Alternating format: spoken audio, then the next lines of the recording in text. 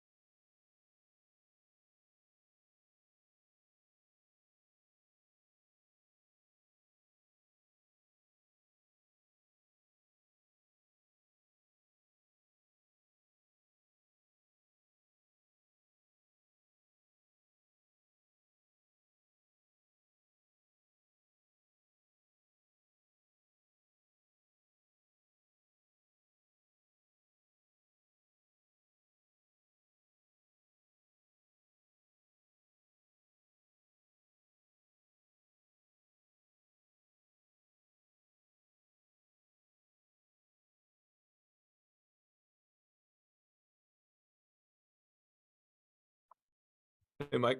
All righty, Coach. Thanks for joining us. We'll start lightning round out here with Tim May from Leonard Monroe. Tim, go ahead and lead us off. Hey, thank you, Mike. Coach Day, I know you won't give us a detailed, in-depth answer to this question about the availability of Jackson Smith-Njigba for Saturday, but have you seen enough in practice this week to feel better about him than you did in recent weeks? Can you at least answer that part? Yeah, I can answer that, and the answer is yes. That's it? That's all you got. All right, well, that's better than nothing. Thank you, man. All righty. All right, we'll go next to Austin Ward from Rivals. Austin, go ahead. Hey, Ryan, we saw Sonny Styles get involved a little bit with heavier personnel against Wisconsin. I don't know if that will or will not happen in the second half of the season for you all, but just the fact that we're having that conversation seems significant for somebody who should still be a senior in high school. Yeah, I totally agree.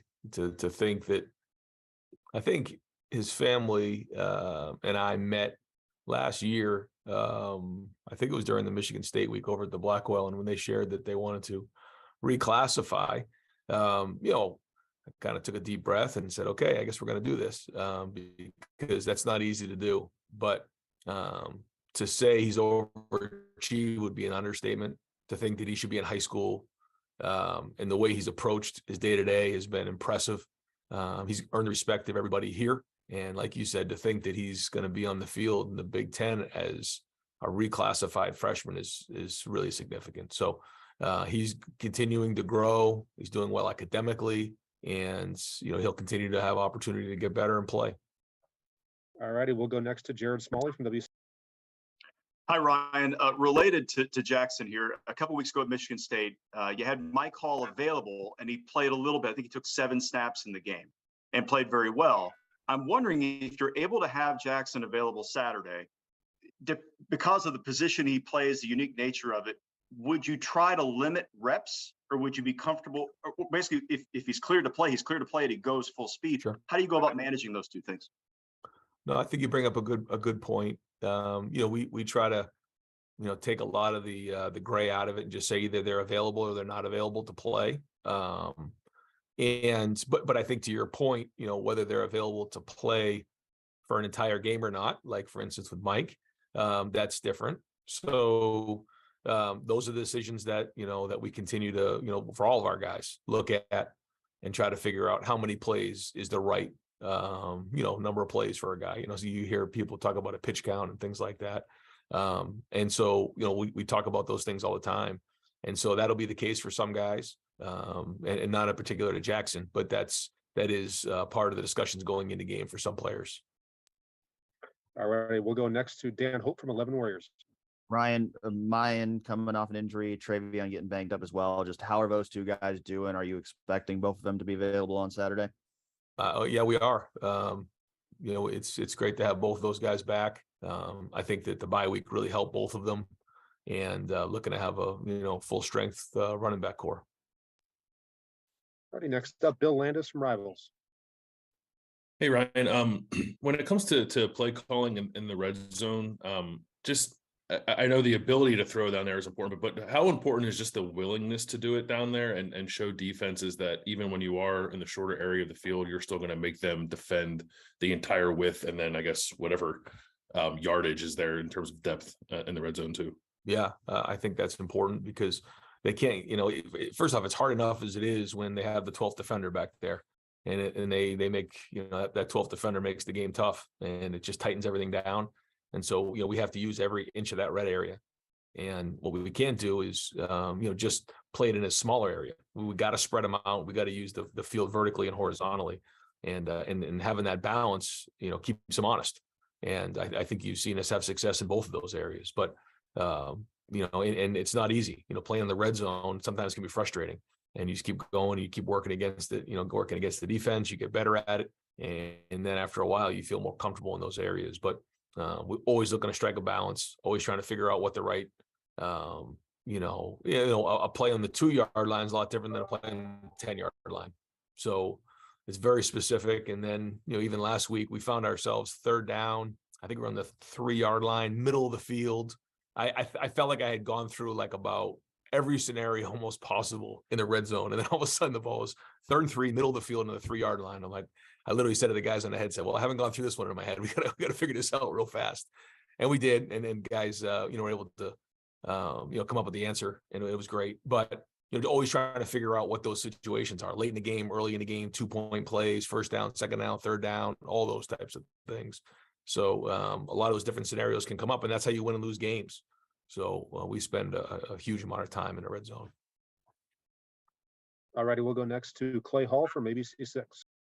Hey, Coach, you talked about the sacrifice on your radio show there and giving more in the last 6 games. How do you think the players could give more? Do you advise them? And how would Ryan Day sacrifice or give more in the last half of the season? No, I think you hit it right on the head. It's not just players, it's coaches, it's staff members, it's everybody. If we want to go reach our goals, what's going to make us different than everybody else in the country? And we have to be able to sacrifice things, and a lot of times that's time. That's, doing things that maybe, normal people do. We can't do that. You have to sacrifice a lot of things, sometimes for coaches, you got to sacrifice sleep early in the week. That's how it goes. You got to try to outwork people. You got to spend time. And I think that's important, but it's for everybody. And it's not just one thing across the board. Everybody kind of understands what do they need to sacrifice. Maybe it's video games. Yeah. Maybe it's, I don't know what it might be. But I know for a fact, if we want to be, reach our goals, then we have to be different than everybody else.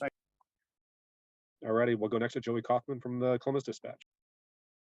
Ryan, to follow up a little bit about the whatever workload Jackson would have whenever he does return, how does punt returning factor into that at all? Do you view that as a snapper receiver? Is it considered more intensive? Just how do you view his role at punt returning whenever he is able to return? Yeah, we consider that like a normal play.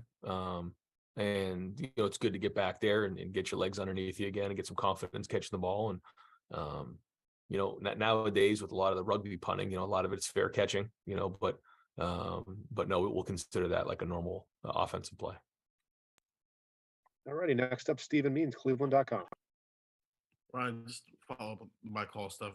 Mike didn't necessarily have a role at all last year. He was basically out of sight, out of mind. What did you see from him, whether it was in the spring or in fall camp, just this off season that kind of pushed him up into this role and been able to have the impact he's had in year 2 after basically doing nothing last year? I was very impressed with him last year. Just the way he went about his business every day on the scout team, and when he had an opportunity to work and practice. And even when he got into games, I was impressed with Mike. I love the way he competed. I love his energy. I loved his toughness.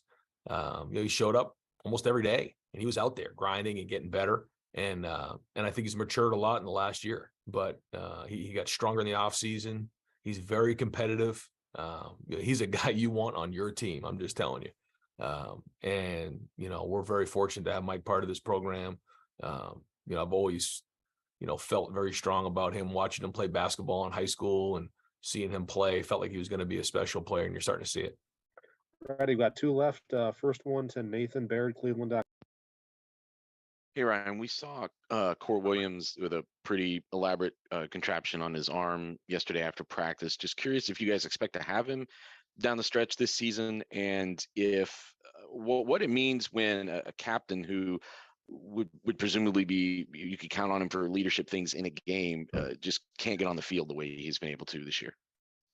Yeah. I mean, when you have a captain who's not able to get on the field, it's not great. The good thing for us is we have really good leadership on the team. So it hasn't been felt as much, but there was all the coaches and certainly the players who elected him as captain have a lot of respect for Court.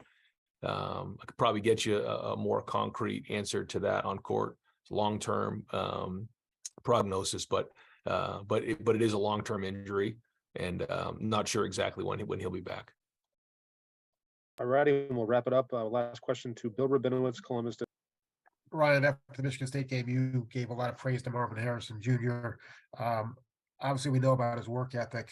He grew up with privilege. I mean, who his father was. He doesn't have to do this, to probably have a comfortable life. When did you kind of sense that he was as driven as he was, and how special is that? When Marvin and Emeka first got here, there was just a different feel with those two guys. They were in the facility at all kinds of hours. I'd come in early in the morning, I'd leave late at night, and they'd still be here. And I just knew there was something different there. I'd go up in the dining hall, they'd be here. They were hanging around the facility. And that was post-COVID, when a lot of guys were kind of grabbing their meals and going. They wouldn't spend as much time in the Woody, more off a habit, because they were used to kind of grabbing stuff and leaving, getting back to their apartment. But two guys who to your point, Emeka's one of the top recruited wide receivers in the country. Marvin, certainly his family situation, very highly recruited. They're both very talented, but when you combine skill and discipline with talent, that's when you get special players. And I think you see that with both of them. And I think they both pushed each other. And I think you've heard maybe even Garrett Wilson in the past talk about how when they came in, they kind of changed the room even as freshmen. I think those were his words. And it says a lot for young guys who are that mature as freshmen, making that type of impact. And now you're seeing it on the field. They made an impact on special teams last year, and now it's happening on the field. So not surprised at all. Very talented, but very skilled and disciplined. He told me that he's a perfectionist, which can work both ways. It can be good, it can be bad. How much have you tried to kind of tell him, perfectionism is good within limits? I try to stay out of his way, quite honestly. I let him and Hart kind of work through all that, because I just see somebody who cares a lot and who has set the pace for a lot of guys in the program of like, okay, that's kind of what it looks like. And how fortunate are we to have him part of our culture. Thanks, Ryan. All righty, Coach. Thank you so much. We'll talk to you after the game Saturday. Thanks, guys.